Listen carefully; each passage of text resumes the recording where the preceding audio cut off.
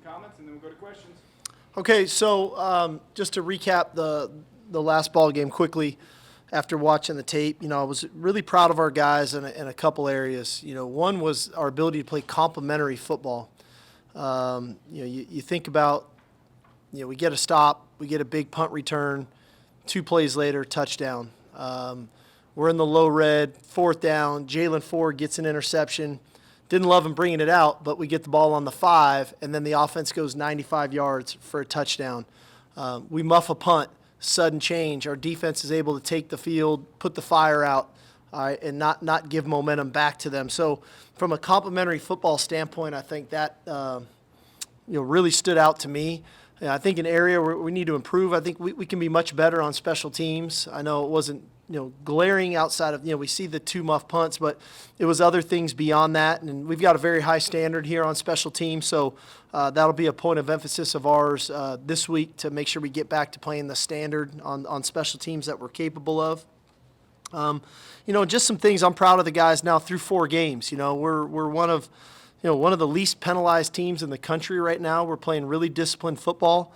I love the fact that we're, for the most part, taking care of the ball. Those are 2 odd turnovers last week coming off those punts. But what Quinn's doing, taking care of the ball, our ability to create interceptions on defense, I think has been a huge factor. And I love what our defense is doing, obviously, in the red zone. I think we're one of the top, if not the top, red zone defensive team right now, defending the end zone. And then, obviously, what they're doing on 3rd down and on 4th down, I think are all really cool things that sometimes are hidden numbers in the game, that you don't always see in the stat line. But in the end, that changes field position, that changes momentum. So, with all that being said, we're super excited to get back home. It's a heck of a challenge. Kansas has a very good football team. Coach Leipold has done a tremendous job. I think this is back-to-back years of 4-0 starts, I think since the first time since like 1914. That's a tremendous job. I know what he inherited and the issues they had with scholarship players, so the job he's done there needs to be recognized. Again, they're highlighted by some really cool offensive players. The quarterback, Jalen Daniels, a heck of a player.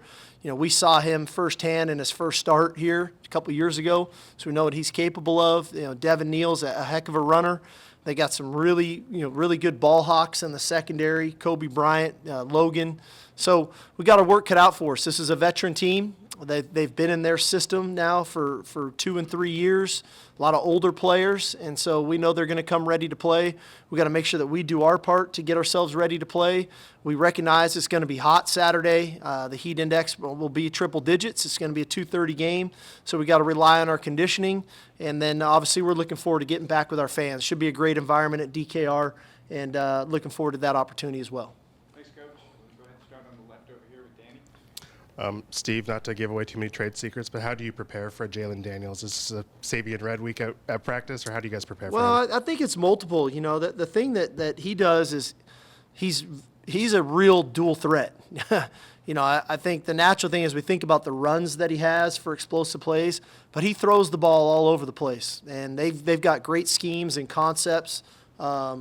It's not by any means is it gimmicky. They're running real pass concepts that stress your coverages, and then they have the run concepts with his legs as an added element to it. The +1 runs with the quarterback run. So he taxes you both ways. So it's not like you can just have a guy be a scout team quarterback that's a runner.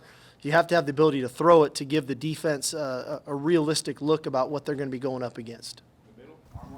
Coach, what can you say about a guy like Jonathan Brooks, who sits and waits a couple of years and gets this opportunity?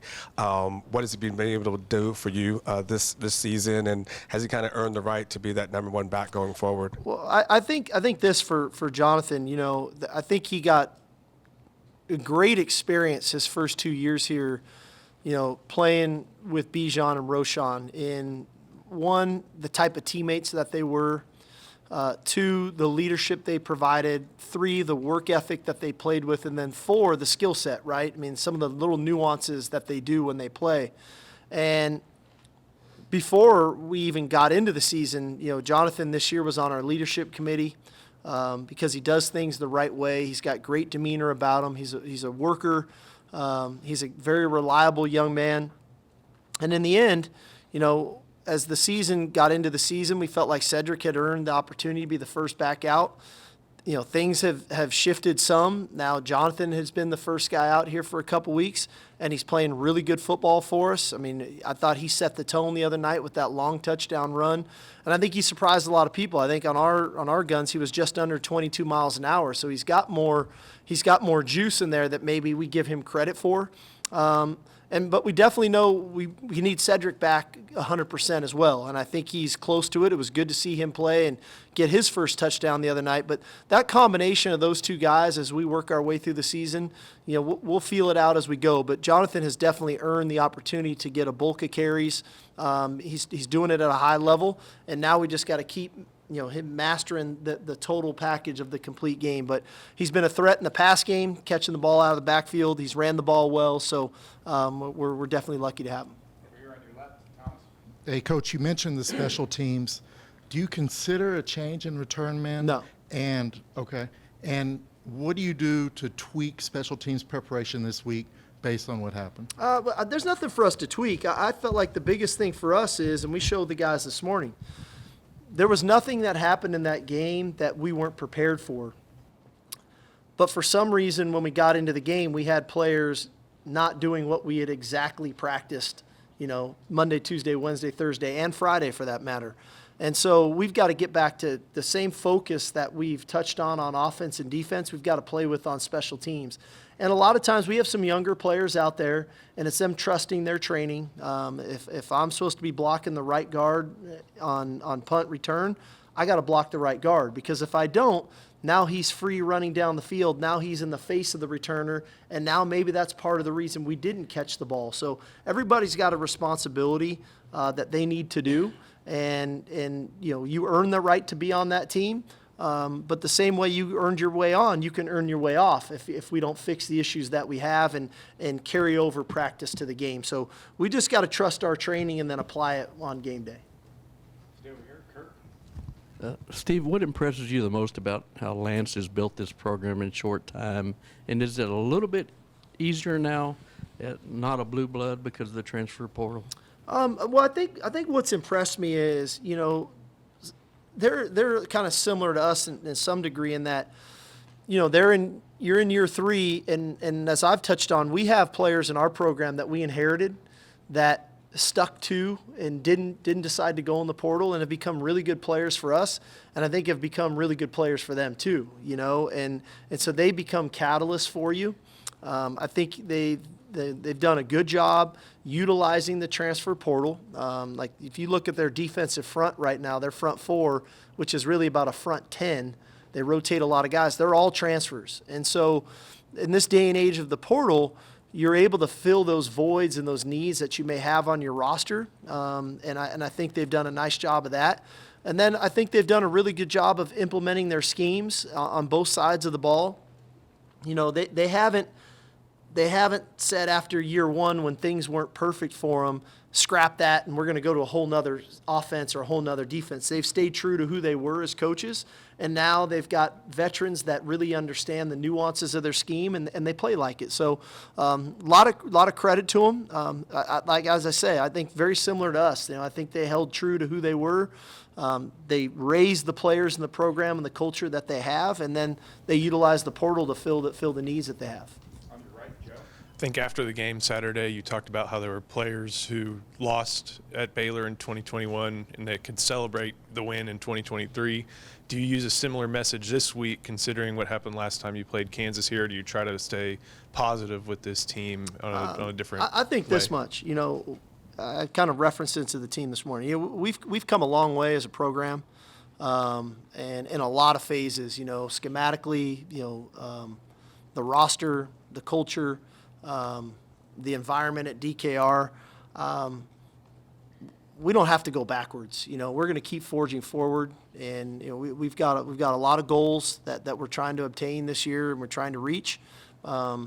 We recognize Kansas is a good football team, but to try to make our guys feel bad for losing the game 2 years ago that it sucked for everybody. I don't know what benefit that is. We got to focus on the task at hand, and that's playing this Kansas team. because this Kansas team is a lot different than that Kansas team 2 years ago as well. Over here on the left, no. Hey, Coach, earlier you mentioned the guys that didn't leave in the portal and how they're helping your team now. I feel like David Gbenda's maybe a dying breed, guys that didn't get a lot of playing time and are now reaping the benefits. Just what has his journey meant to this team to now be really one of the leading guys on defense? I love David Gbenda's story. You know, in this day and age of college football, I think we're diminishing and losing the value of perseverance. And he is a prime example of perseverance that, you know, for 2 years, he's at best a role player, you know, spotty special teams play. Some games, you know, plays a few snaps, some not. But the stick-to-itiveness, the work ethic, the commitment to the program. Like I said, he had his best offseason this offseason, his best spring, his best summer. You know, and in the end, he's earning a degree from the University of Texas, which was part of the reason he chose to come to school here. And he's a frontline player for us now. He's a team leader. Hopefully that we celebrate those guys more nowadays because they're starting to become a dying breed. We don't see those guys as much anymore. It's nowadays well, he's not starting as a true freshman or a true sophomore, so what's wrong? Well, he's developed, you know, and development is a big key component to building your program and sustaining your program. But the players need to recognize development too. And I think that's something that David recognized, that he continued to get better. He continued to work. I think credit Jeff Choate, our linebacker coach, for the work that he's done with him. And hopefully there's more examples of that as we move through this era of the transfer portal, that those guys that have that level of perseverance off the field to stick to something that they committed to doing, I think carry that perseverance onto the field with them as well. And I think David's just a really prime example of that. On your far right, Jeff. Coach, what does Byron Murphy bring to the team, and what made him the perfect fit for that offensive role that he has now? Yeah, well, Murph, you know, he's kind of built like a pit bull, man. You know, he is strong. He's got really strong shoulders. He's extremely quick and powerful. He's got a very high football IQ, and he plays hard. And so those are all really cool prerequisites that you want to have as a defensive lineman, especially with his stature. The one thing he provides for us offensively is, A, the football IQ is helpful, but B, the athleticism. He's got really good feet. His change of direction is excellent. You see that at D-line play, but you see it on offense too. I mean, we ran a lead play Saturday on the goal line, and he was able to kind of adjust off of it and kick the defender out to get Brooks in the end zone. Obviously, we saw the hands a couple weeks ago, so it takes athleticism too. It's one thing to know what to do and how to do it, but you have to have the ability, and he definitely has the ability. In the middle, Roz. You mentioned player development. Not everybody you gets a 5-star or a high 4-star. When you recruit some of these other guys, are you starting to tell them about the guys that have developed, who have been here 4 or 5 years, and say, look what we can do? You know, we try to tell everybody that, you know, and that I'd love to say like that we just sit around and click on our iPads and look for every 4 and 5 star, and those are the guys we recruit. We really don't do that. You know, we write up our own evaluations on every player, and if we think they have a fit for our system, not only physically, but a fit for our culture of who they are as people, then we recruit them. Some of them might be 5-star, some of them might be 3-star, some of them are in between. But in the end, you know, we feel like we're the best developmental staff in the country, that we are going to develop you in every aspect of life, on the field, off the field, in the classroom. And I think that's part of the draw of why some of the kids choose to come here, is that they do want to be developed. They want to be developed as young men. They want to be developed as students, and they want to be developed physically and as football players.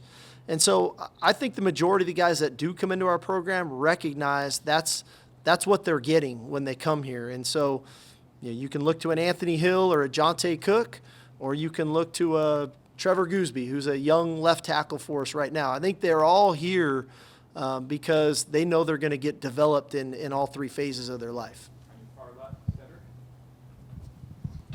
Hey, Steve, Xavier's a game breaker back there on punt return, but he's admittedly had his ups and downs. We talked to him about that.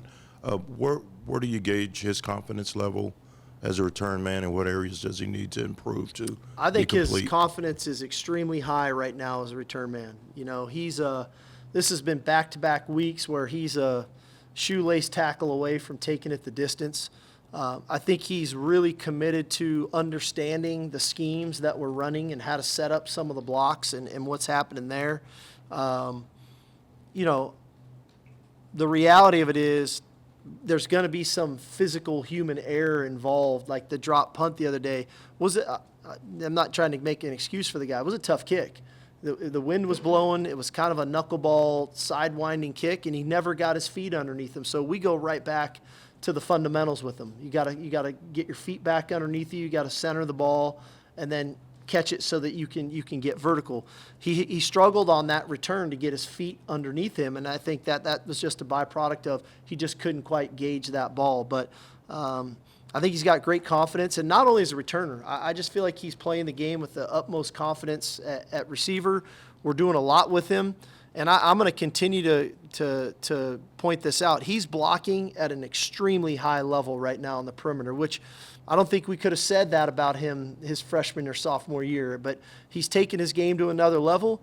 I think the patience he's shown with some of the coverages he's getting and then seeing other guys make plays is something that he should be commended for. And in the end, he's become a leader. And so when he makes a mistake like the drop punt, you know, he owns it. He feels, believe me, he doesn't like it, and he wants to get right back to getting it fixed.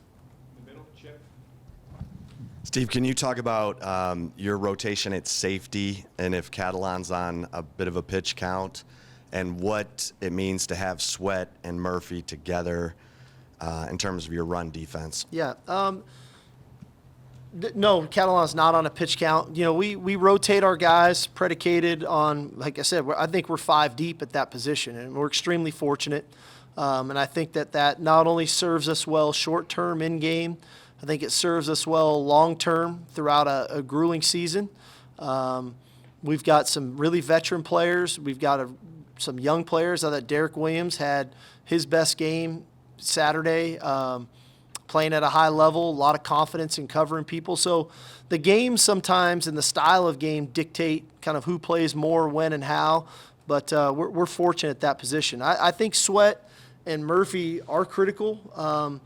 And I don't, you know, I hate saying that because sometimes I feel like I'm diminishing the value of an Alfred Collins or a Trill Carter or a Vernon Broughton. Vernon probably had arguably his best game Saturday as well. So and then we have some young guys on the come too. Dre Bledsoe is coming. You know, Sadir Mitchell probably had his best week of practice last week. So I love that group. But those two guys, their veteran leadership that they provide, their ability to make plays at critical moments. This is 2 games in a row now where Sweat, or at least 2 games this year, where Sweat has made a 4th down stop, literally just defeating a single block. You know, it wasn't about scheme. It was him defeating his man to make the play. And so they're impactful players. They can provide pass rush. But probably most importantly is their maturity. Those guys have both grown up a lot in our time, and they're very helpful for the younger players. Stay over here, Brian. Hey, Coach. Against Baylor, at 4 rushing touchdowns on the ground, it seemed like that was the main point of emphasis. And then against Bama, it was more in the passing game. Can you just touch on your versatility and balance offensively altogether? Yeah, I mean, we try to be a versatile football team, not just on offense. We try to do as many things as we can really well. And I've said this before the season to the team that we're not one-dimensional, and we're going to have the ability this season to win games a variety of ways. And early in the year, our ability to throw the football was very effective. Saturday night, our run game really came to life. Really, the last 2 weeks has been our run game that has put points on the board. Defensively, you know, we're very stout against the run, but yet we're not giving up touchdown passes either. And so, you know, historically, we've been a great block team. So far this season, where we're making our hay on punt return has been with the punt return game at the return. So we're trying to be as versatile as possible so that when people try to prepare for us, they kind of have to pick their poison, and then it's our job as coaches is to highlight, you know, the other area and to make sure that we're equipped enough to take advantage of the opportunities that we have. Middle, Ed. Coach, do you consider this week's game with Kansas a trap game? The national hype is looking forward to Texas and Oklahoma in a couple of weeks. Both teams more than likely should be undefeated. Is this a trap game? Do you buy in that concept? There is such a thing as a trap game? I appreciate that question. I feel like it was a setup, Ed, but so thank you. Thanks. I think this is a top 25 matchup of two undefeated teams, both very good. And in our mind, like we posted today, this is we're playing for first place, right? And our goal is to get to Arlington in December to compete for a Big 12 championship game. And this game's going to matter a lot in if we have that opportunity or not. And so this game has got our undivided attention. Again, we talked about it at length with the team this morning, that our focus is on the next mission. And Kansas is the next mission, and they need all of our attention. They're a very good football team, and so I don't feel that at all. I haven't heard one word about next week. And so that's a good thing. It's not like I had to stop anybody anywhere to say, hey, no. Our guys are focused, and they know what it's going to take. And all we have to do is turn the tape on of Kansas. They're 4-0 for a reason. It's not by fluke. These guys are playing very good football right now. Got time for three last ones. Start over here with Caleb. Coach, in 2021, that loss to Kansas, obviously one of the more emotionally and mentally difficult games of your career. What do you think you and the locker room that were there learned from that loss? I'd probably say that we're a resilient group. I think externally it felt worse to some degree. It hurts to lose anything. As a competitor, it's never fun to lose. I don't care if it's, ping pong, whatever it is, man. If you're going to compete at something, you're trying to win. And naturally in that game, we didn't play as good as we would have liked. They made some plays at critical moments. The game didn't go our way. But in a weird way, I'm kind of glad it happened, right? Because it exposed some warts in our program that needed to get removed. And if we hadn't removed those warts, we might not be where we are today in our program. And so sometimes, not all storms come to cause, issues in your life. Some storms come to clear the path. And I felt like that storm cleared a path for us on what we needed to do in our program to move forward. In the middle, Eric. Good morning, Steve. I was wondering if you could talk about your team's offensive composure, especially in 2 games on the road. I believe you have 5 pre-snap penalties, or 2 games at home. I believe you have 5 pre-snap penalties versus 1 on the road. Just talk about that a little bit.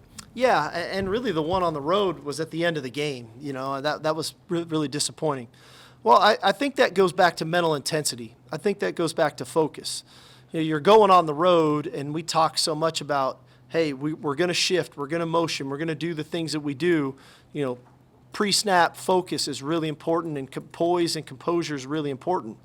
Well, we come home, and maybe as coaches we're not emphasizing that enough, and maybe we're taking it for granted, and the players are taking it for granted a little bit too much, and we're having some of those false starts and issues there. So, we got to get back to emphasizing that we have to use our pre-snap, motions and shifts and things that we do to our advantage, and we can't stub our own toe. So part of me wants to tell our fans to scream and yell Saturday when we take the field, so we got to focus in a little bit more. But all kidding aside, I think it's about, we need to place an emphasis on it like anything, and we need to make sure that we got the right mental intensity and focus in that area of the game and not take it for granted.